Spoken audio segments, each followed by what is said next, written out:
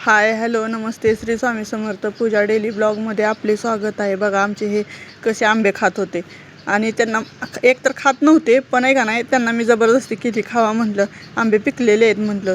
मग म्हणले आण म्हणल्यावर मग त्यांनी आंबे खायला सुरुवात केलं आणि त्यांच्या दोघांमध्ये पैज लागलेली, पुरीच्यात आणि त्यांच्यात दोघांनी मिळून आंबे खाल्ले।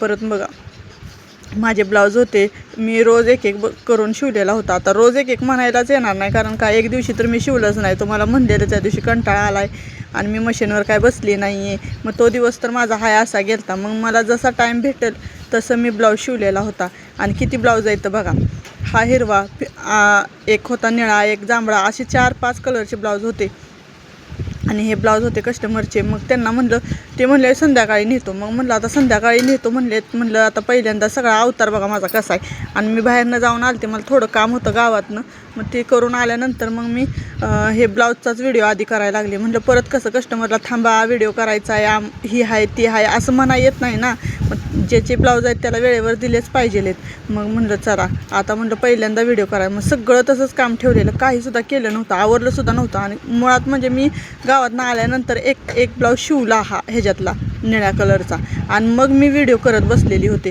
कारण का तो राहिलेला अर्धाच माझा। मी तशीच गावात गेलती आणि म्हणलं ती आल्यानंतर शिवावं। मग आल्यानंतर मी तो शिवून घेतला, म्हणजे पूर्ण करून घेतला आणि लगेचच व्हिडिओ करायला बसले। सगळं जाग्यालाच ठेवलेलं, काहीसुद्धा उचललं नव्हतं। दारात माती वगैरे भरपूर अशी जमा झालती, पण मी काय झाडायचं नाही काय नाही, म्हणलं आधी व्हिडिओ करून घ्यायचं। कारण कस्टमर ब्लाऊज मागायला लागल्यावर आपल्याला थांबा त्यांना मी व्हिडिओ करणार आहे असं म्हणायला येत नाही ना, म्हणून मी पहिल्यांदा व्हिडिओच करून घेतला। आणि बघा हे सगळे ब्लाऊज आहे ना 5च्या 5 मी शिवलेले होते। आणि मग परत म्हणलं चला तुमच्याशी शेअर करावं, म्हणून मी म्हणलं तुम्हाला दाखवा। आणि ब्लाऊज काय असे हेवी नव्हते, म्हणजे डिझाईन वगैरे नव्हती आणि साड्यांवरचे बी नव्हते, हे असेच ब्लाऊज होते। मग म्हणलं तुम्हाला दाखवा। आणि डिझाईन ही केली ना तर अर्धा तास जास्त लागतो, पण डिझाईन वगैरे काहीच नव्हती, पण उठत बसत मी हे ब्लाऊज पूर्ण केलेले होते। आणि लेस वगैरे असले की ब्लाऊज चांगले असतात। आता म्हणचाल तुम्ही हे अशी का करते येड्यासारखी व्हिडिओ, तर हे का नाही, ते कस्टमरचे ब्लाऊज होते, ते कस्टमर म्हणत होते मी परत येते, बरं म्हणलं या म्हणलं।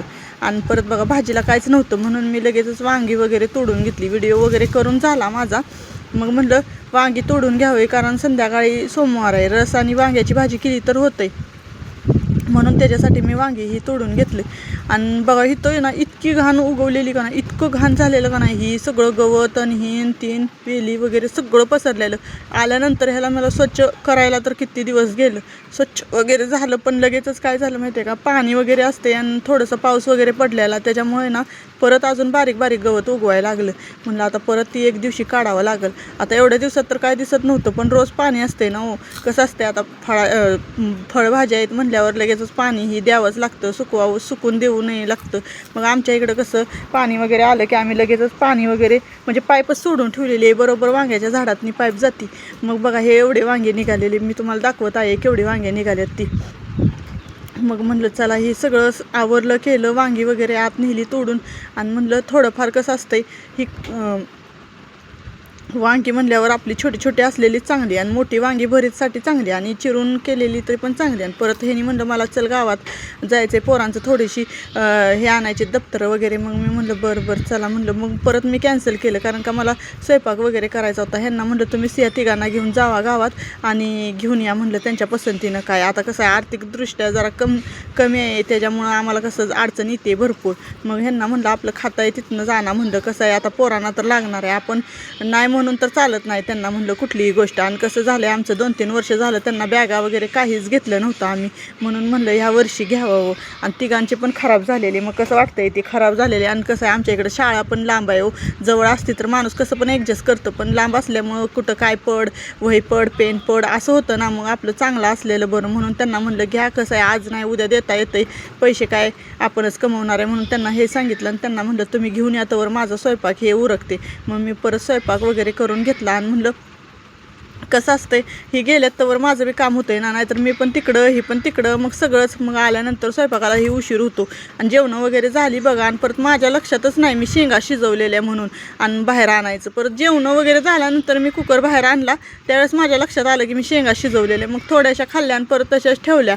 आणि लगेचच म्हणलं चला आता आवरून वगैरे घ्यावं, भांडी वगैरे घासावी, कारण का सगळं पडलेलं होतं.